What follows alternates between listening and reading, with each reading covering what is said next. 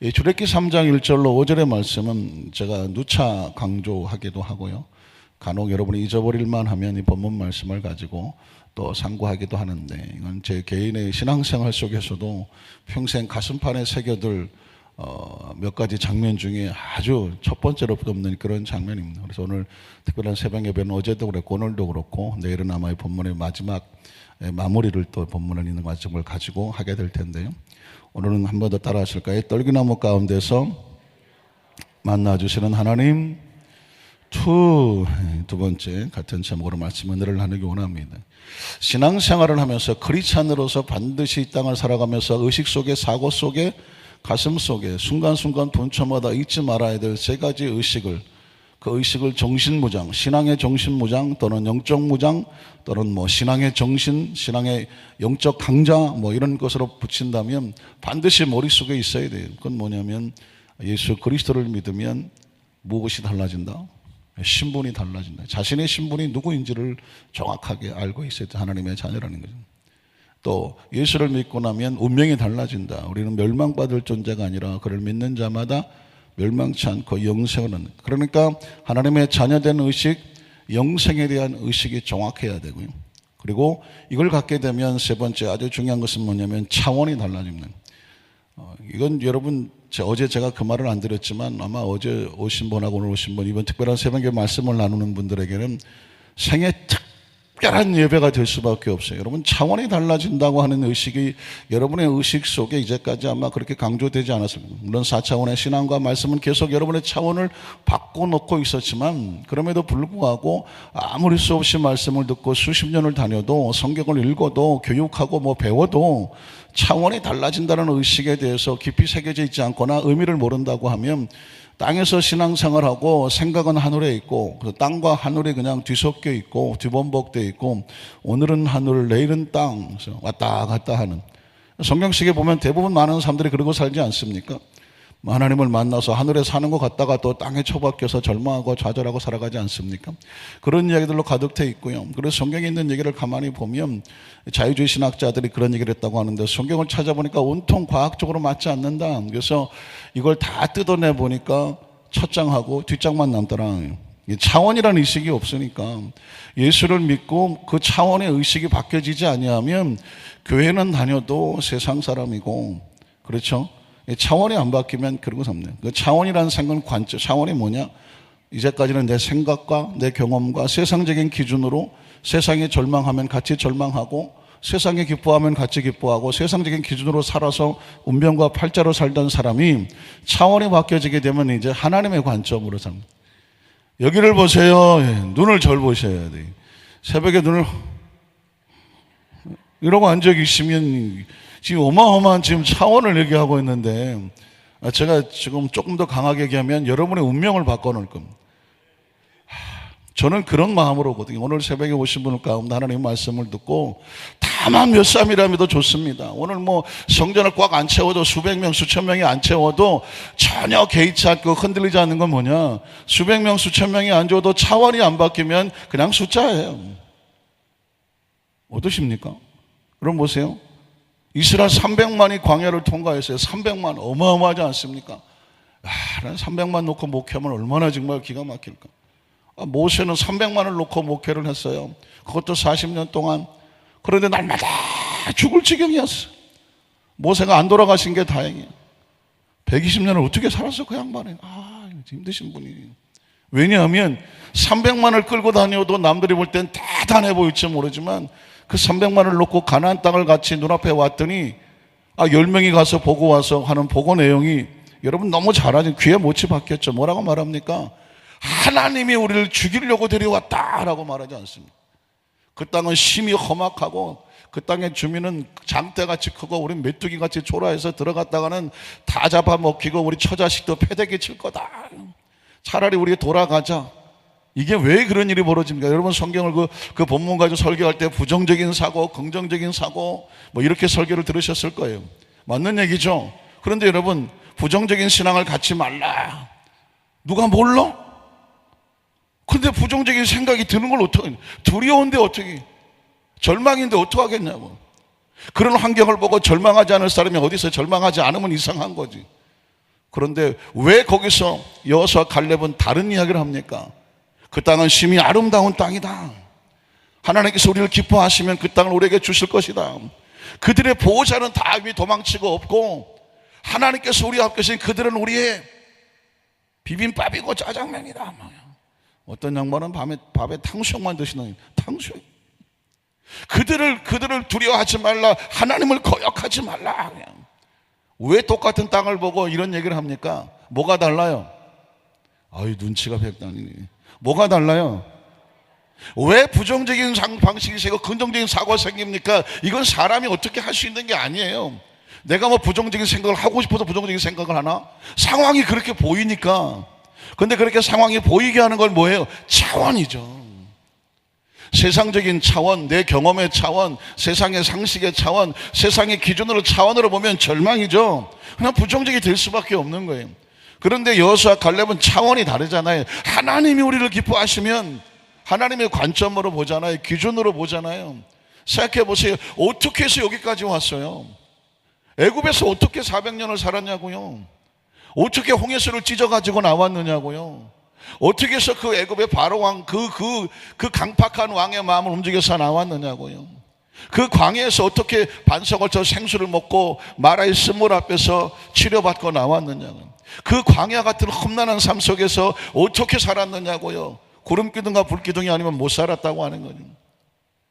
아예 살아있는 삶이 기적 아닙니까? 이건 살아있는 것 자체가 하나님이 살아계시다는 증거 아닙니까? 저와 여러분이 지금 살아온 삶이 어떻게 살아오셨어?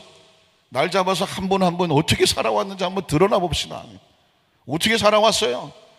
할 얘기가 태산같이 살아있다는 것 자체가 기적이라니까요. 그런 생각 안 드십니까?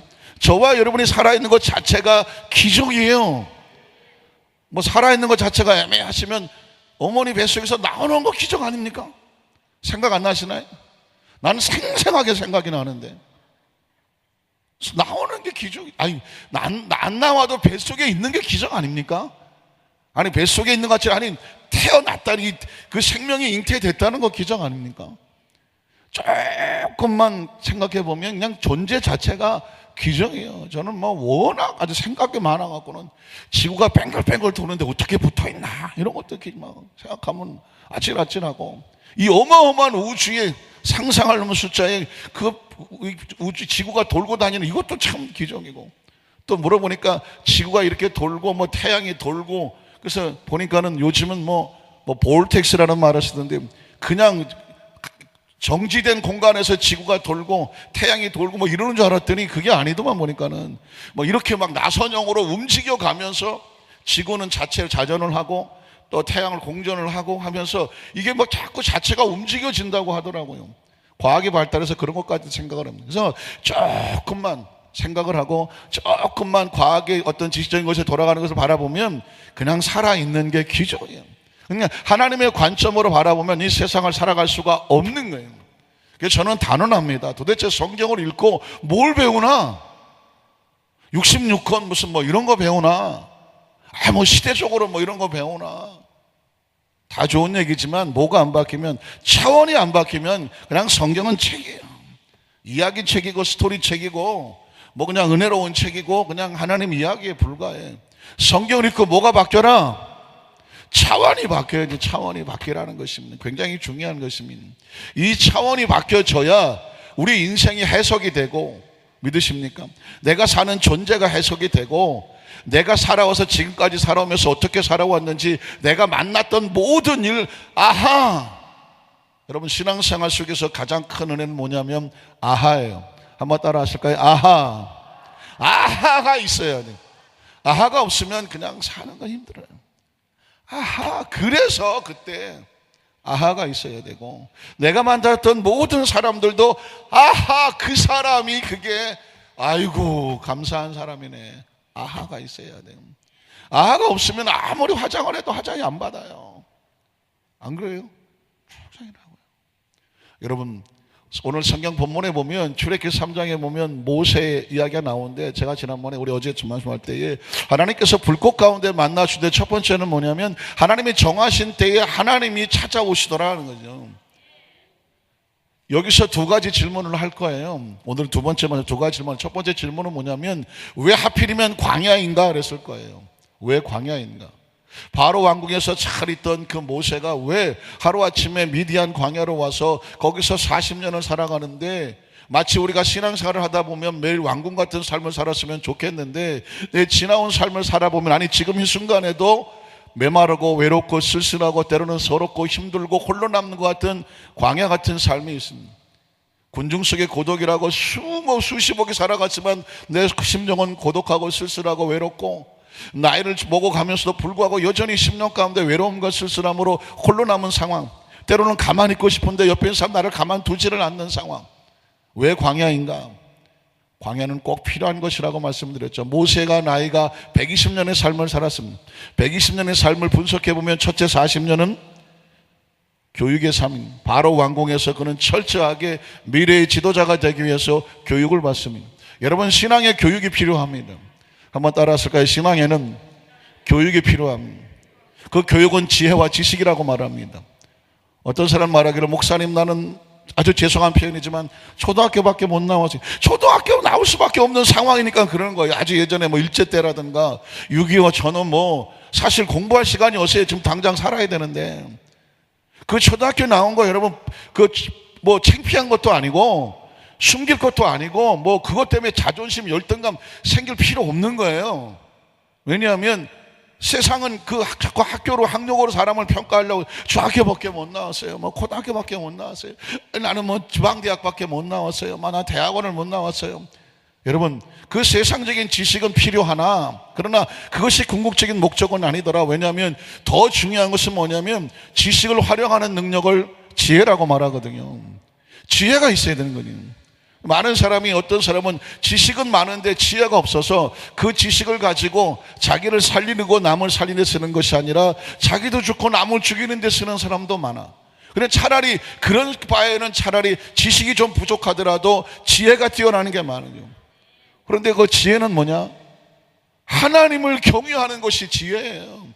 그 지혜는 어디서 오느냐면, 세상의 지혜는 경험으로부터 오지만 하나님의 지혜는 하나님을 경외함으로 오는 거예요. 하나님을 경외하다 보면 그 세상을 살아가면서 자연스럽게 길이 보이게 되고 방법이 보이게 되고, 길과 방법을 찾아가다 보니까 그게 지혜로운 길이에요. 믿으십니까? 그러니까 여러분, 지식은 벽에 부딪히고 모르면 끝이니까. 그러나 지혜는 벽에 부딪히지를 않아요. 왜? 하나님을 경외하면 그 경외함이 우리를 보호하고 지키면서 길이 열려지게 되는 것입니다. 믿으십니까? 그래서 지나온 삶을 보면서 여러분이 학교에서 교육받은 지식은 한계에 있으나, 그렇다고 해서 뭐 아유 목사님 말씀드리니까 뭐 좋은 대학 갈 필요 없네, 그건 아니에요. 할 수 있으면 지식도 쌓아라. 더 많이 쌓아라. 할 수 있으면. 그러나 꼭 학교 교육에 대한 지식이 어떤 평가로 절대로 사람이 비교되거나 그것 때문에 절망하고 그것 때문에 자존심 상하고 열등할 필요는 없다. 왜? 지혜가 뛰어나면 되는 거예요. 믿으십니까? 그 지혜는 하나님이 주시는 경외함으로 나오는데, 지혜는 뭐냐? 결국 지혜를 교육받아야 되고, 저와 여러분 이제까지 지나온 삶 속에, 이제까지 과거의 삶 속에 하나님은 충분히 지혜를 주셨어. 믿으십니까? 그런데 지혜만 가지고는 안 돼요. 훈련이 필요해. 훈련이 필요해. 그 훈련이 뭐냐면 미디안 광야에서 40년 동안 광야를 홀로 지내면서 지내는 것. 이제까지는 바로 왕궁에서 세상적인 지식과 어떤 정보를 쌓았다고 하면, 이제는 40년 동안 홀로 남는 거예요. 여러분, 철저하게 홀로 남는 과정이 있어야 돼요. 그렇다고 해서 뭐 혼자 산속에 들어가서 산다 이게 아니라, 가정이 있고 사업이 있고 직장이 있지만 그 공동체 안에서 스스로 하나님과 1대1의 관계 속에서 자신의 신앙에 정립하는 기간이 필요하다는 것입니다. 이걸로 겪어내지 아니하면 하나님과 진정한 만남이 없어요. 홀로 몸부림치면서 교회에 나왔지만 아예 무릎바닥을 땅바닥에 하고 엎어져서 기도해본 처절한 몸부림, 벽을 향해서 두 손을 짚고 하나님 정말 처절하게 하나님 앞에 몸부림치는, 벽을 향해 치는 몸부림의 부르짖음, 그런 처절함과 1대1의 몸부림치는 과정을 겪어보는, 어떤 사람은 너무 억울해서, 어떤 사람은 그 죽을 병에 걸려서, 어떤 사람은 사업에 직장을 경제적으로 어려움을 당해서, 어떤 경우 인간관계가 너무 깨지고 힘들어서, 정말 배신당해서 거부당해서 그 믿었던 것을 잃어버려서 놓쳐서 이런 어떤 하나님 이 세상 속의 벽에 부딪혀 몸부림치는 처절한 일대일의 관계를 하나님 관계 속에서 거기서 뭐가 생기냐면 하나님을 붙잡고 일어서는 것을 뭐라고 말하냐면 훈련이라고 말합니다. 세상에서 절망하고 사람에게 절망하고 운명과 팔자에 절망을 했는데 하나님을 붙잡고 일어서 그게 뭐라냐면 영적인 강자가 되어지는 훈련이에요. 모세는 지금 바로 왕의 모든 걸 잃어버렸어요. 이제는 아무것도 없어. 그런데 그 광야의 사람을 붙잡고 홀러서 일어서는 기간이 40년이에요. 그러니까 이 신앙의 교육과 훈련을 하고 나서 비로소 나머지 40년은 뭐 하는 것이냐, 하나님 맡겨진 사명을 붙잡고 일어서게 되는 거예요. 하루아침에 여러분 리더자가 되지 않아요. 하루아침에 하나님을 쓰시는 그릇이 되지 않아요. 분명히 지혜의 교육과 그리고 신앙의 훈련이 있어야 돼요. 성경은 또 그런 얘기로 가득합니다. 아브라함이 75세에 부름받았지만 그가 믿음의 조상으로서 이제야 내가 나를 경외한 줄 알았구나. 120세예요. 기억하십니까? 요셉은 17살에 부름을 받았지만 13년이 지나고 30살 돼서 비로소 애굽의 총리가 되는 겁니다. 그러니까 저와 여러분이 지나온 삶에 버릴 건 하나도 없어요. 한번 따라하실까요? 내 인생에, 내 지나온 삶에 버릴 것은 하나도 없다. 오늘 이걸로 여러분의 마음속에 내적인 치유는 끝이요. 한번 따라하실까요? 내 인생에 지나온 과거는 나에게는 스승이고 훈련시키는 교관이었다. 누가 만든 말일까요? 들어는 반나요. 제가 어젯밤에 만든 말이에요. 가만히 설교를 묵상하다 보니까 그렇구나. 내 지나온 과거에 버릴 건 아무것도 없어. 부끄럽고 추하고 남에게 내놓을 수 없는 어떤 상황이라고 할지도 여러분의 마음속 한구석에 콕콕 찌르고 있는 쓴물일지 모르지만 내 인생에 쓴물은 없어. 하나님 안에서 쓴물이 어디 있어? 옛날엔 쓴물이었지만 하나님 안에 들어와서 예수의 십자가 안에서 내 신분이 바뀌고 운명이 바뀌고 차원이 바뀌니까 뭐가 됐어요? 눈치가 백단이네. 단물이야 단물. 내 인생에 쓰면 한번 따라해. 내 인생에 쓴물은 없다. 예수님 안에서 단물이 되었다. 믿으십니까? 얼굴 보면 알아. 인상이 쓰고 있으면 쓴물이야. 큰하게 웃으면 단물이에요. 믿으십니까? 지나간 과거는 그런 거예요. 지금 이 순간에도 마찬가지예요. 이 순간에 혹시라도 쓴물을 만난 것 같습니까?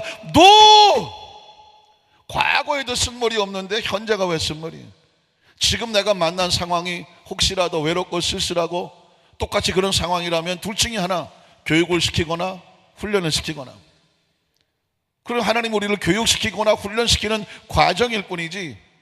믿으십니까? 그러니까 지금 이 상황 속에서도 내 처해진 처지 속에서 인상 쓰고 절망하고 좌절하고 원망하고 불평하고 속거리고 좌절하고 무너질 이유가 없어. 여러분 눈치채셨습니까? 훈련받고 지식을 갖추면 무너지지를 않아.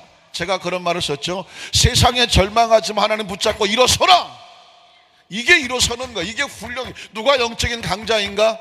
세상에서 절망하고 사람에게 절망하고 운명에 절망했지만 하나님 붙잡고 일어서는 것, 그걸 뭐라고 말하느냐? 훈련이야. 이게 강하게 일어서는 사람을 영적 강자라고 말하고 영적 멘탈이 강한 거예요. 이게 무너지면 어디 갖다 놔도 힘이 없어요. 그러면 마지막 질문은 뭐냐면, 그래도요 목사님 그게 얼마나 힘든지 아세요?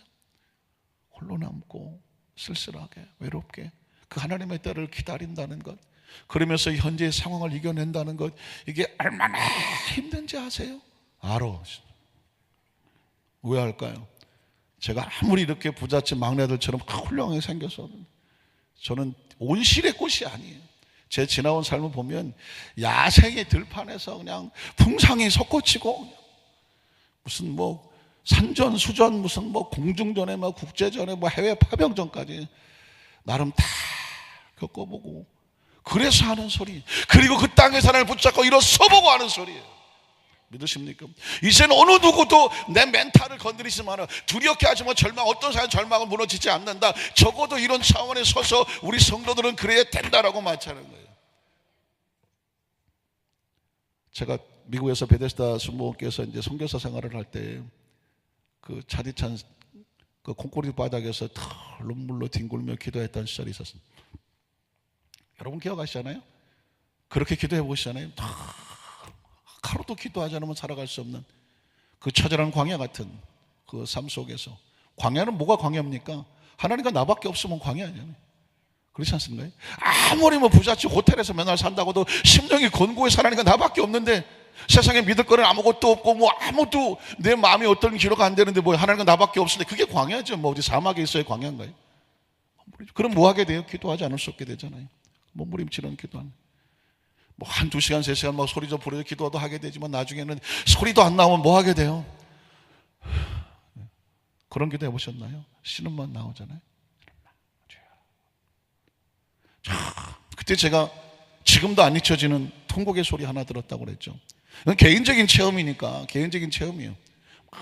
그 성전 안에 눈물로 기도하는데 제 기도 소리, 통곡 소리가 더 큰 기도 소리가 들리더라 그러죠. 지금 한동안 잊어버렸는데 다시 말씀을 묵상하다 보니까 나오더라고요. 그러니까 저도 눈을 들어서 쳐다보게 되죠. 성전을 쳐다보게 뒤돌아봤더니 아무도 없었어요. 아무도 없는데 나보다 더 큰 통곡의 소리가 들려요. 그때 이제 영적인 대화 같이 하게 됐죠. 문득 누구세요? 그래요. 당신은 누구십니까? 그래요. 근데 전혀 생각지도 않았던 난 모세라고 하는 음성이 들리더라고요. 난 모세야. 그냥 제가 모세요? 퉁명스럽게 나가더라고요. 아니 모세가 뭐가 답답해서 그렇게 통곡을 하세요? 모세가 뭐가 답답해서 그 화려한 모세가 솔직히 그때 제 느낌을 얘기하는 거예요. 그러면서 막 치고 들어오는 게 이제껏 제가 목회하고 설교하면서 한 번도 모세의 심정을 헤아려 본 적이 없어요. 모세가 홍해수를 가르고 뭐 모세가 손들고 기도했더니 뭐 하나님께서 아말렉이 뭐 어쩌고 그 모세의 그런 기라성 같은 화려한 모습만 말씀을 통해서 하나님 말씀을 증거하다 보니까 나왔지 모세가 이렇게 처절하게 뒹굴며 그 부르짖는 소리를 생각해 본 적이 없어요. 왜 그러세요? 성경에 아주 짧게 나오는 그 40년 미디안 광야에서의 40년 출애굽기 2장의 마지막 절에 출애굽기 3장 1절에 딸랑 그 한두 절도 안 나오는 그 모세의 미디안 광야에서의 40년 모세가 거기서 어떻게 지냈을까 그때 비로소 생각이 나더라고요. 그때 제가 모세를 형님이라고 불렀잖아요. 아이고 형님 어떻게 거기서 지냈어요? 생각해보자고요. 40년을 미디안 광야에서 양떼를 치면서 40년을 지냈어. 40년을 누구 하나 알아주지도 않는 처가살이를. 그래서 물었어요. 그랬구나. 얼마나 힘들었을까. 형님 어떻게 견뎠어요? 어떻게? 그랬더니 그 모세 형님이 주시는 음성이죠. 뭐라고 하냐면 나는 딱 한 가지 40년이 지나든 400년이 지나든 하나님이 나를 잊지만 말아주면 된다. 그거 하나 붙잡고 견뎠다는 거야. 그거. 그렇구나. 하나님의 신앙의 교육과 훈련을 받아가는 그 연단 속에서 광야 속에서 뭐가 희망일까요? 물도 희망이고 뭐 양식도 있어야 되겠지만 누가 나를 기억해 주면 돼요? 확실합니까? 여러분이 지금 신앙생활을 하고 믿음 생활을 하고 사명과 직분을 붙잡는데 그게 날마다 무슨 꿀물 먹는 것 같지가 않잖아요. 때로는 외롭고 서럽고 억울하고 오해받고 갈등하고 부딪혀. 이것도 꼴보기 싫고 저것도 꼴보기 싫고 어쩌다 난 이러고 싶나 그런 생각이. 그게 신앙의 교육과 훈련이에요. 무슨 뭐 어디 무슨 뭐 좋은 뭐 클래스에 앉아갖고 거기서 무슨 그냥 최고의 교수가 앉아갖고 뭐 이게 교육이 아니라니까요. 처절하게 삶의 현장 가운데 현장 속에서 하나님과 나서의 몸부림치면서 하나님만 바라보게 만드는 게 그 상황인데 어떻게 견디냐고요? 하나였어. 하나님은 나를 기억해 주시면 돼. 믿으십니까? 그렇구나. 뭔 기도할 내용이 이것저것 주저리 갖다 댈 이유가 많은 게 아니구나. 하나님 지금 나를 교육시키시죠. 날 훈련시키시죠. 하나님 만들어가는 과정으로 만드는 거 아시죠? 내가 붙잡건 하나군요. 하나님이 날 기억하신다.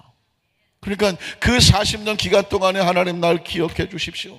호렙산을 올라가면서 양떼를 이끌고 그 풀을 찾아서 물을 찾아다니면서 아무리 찾아봐도 화려한 40년의 왕궁생활은 구름처럼 바람처럼 지나가 버렸고 지금 현세 어느 누구 하나 나를 기억해 주는 사람도 없고 알아주는 사람도 없고 지금 현재의 삶은 아무것도 보이지 않고 칠흑같이 캄캄한데 내가 지금 살아야 되나 죽어야 되나 이대로 내 인생은 끝나는 것인가 내일 뭐가 해야 되나 나이는 점점 먹어가 80 노인이 양떼만 입고 가는 그 사막에서 뭐 그 얼굴이나 그 모습은 아무 기대할 것도 없네.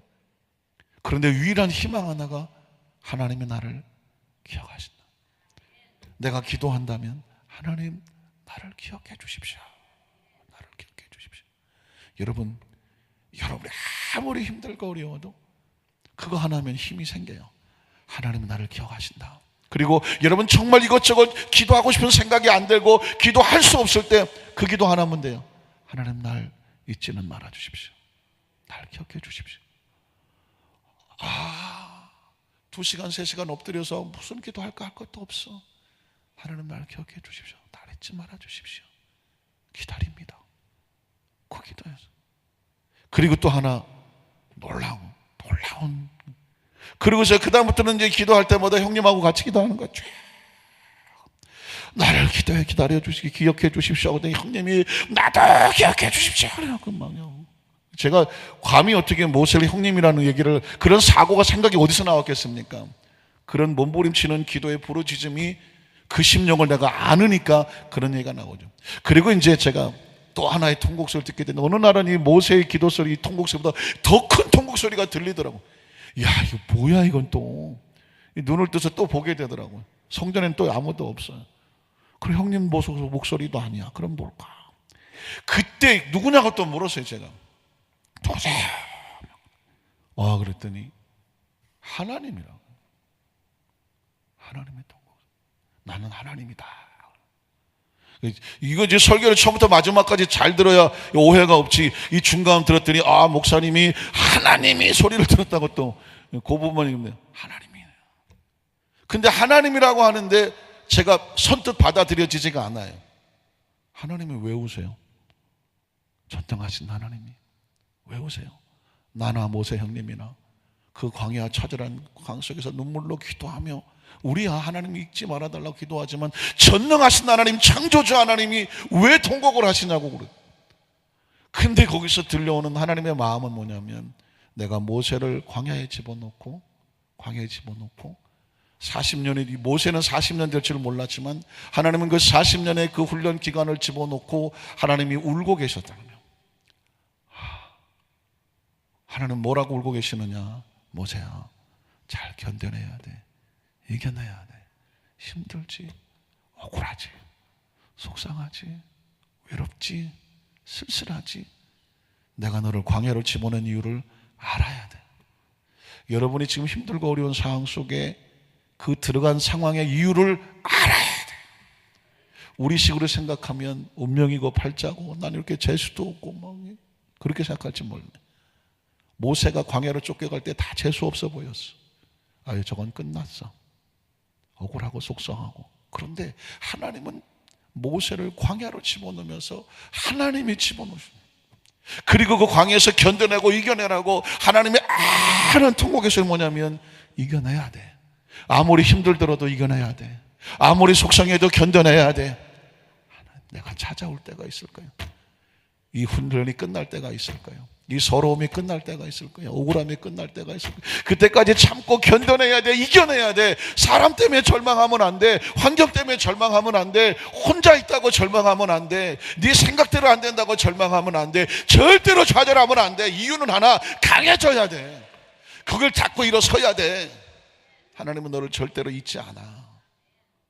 말씀을 정리합니다. 그랬던 거예요. 출애굽기 3장 1절이 모세가 양떼를 치고 걷다가 하나님을 만났다. 그 출애굽기 3장 1절이 모세의 80년 만에 드디어 연단과 교육이 끝나고 하나님을 만나는 축복의 날이에요. 축복의 날. 그날이 오는 거죠. 그날이. 기억하십시오. 사랑하는 성도 여러분, 외롭습니까? 서럽습니까? 억울합니까? 속상합니까? 힘듭니까? 아픕니까? 지금 광야 같습니까? 기억하십시오. 박수를 쳐주고 싶어요. 왜냐하면 우린 지금 하나님의 계획 속에서 훈련받고 있는 거예요. 뭐 하라고? 강해지라고. 약하면 안 돼요. 강해야 뭘 맡길 수가 있어요. 강해야 맡겨요. 하나님의 일을 맡겨야 능력이 와요. 맡겨야 지혜가 오고, 맡겨야 하나님이 주시고자 하는 영권도 오고 물권도 오고 필요하면 생명도 오는 거예요. 모세가 맹칼 없이 120년을 살았겠어요? 80년만 살고 그냥 광야에서 먼지로 사라지면 되지. 그런데 그게 끝이 아니었어요.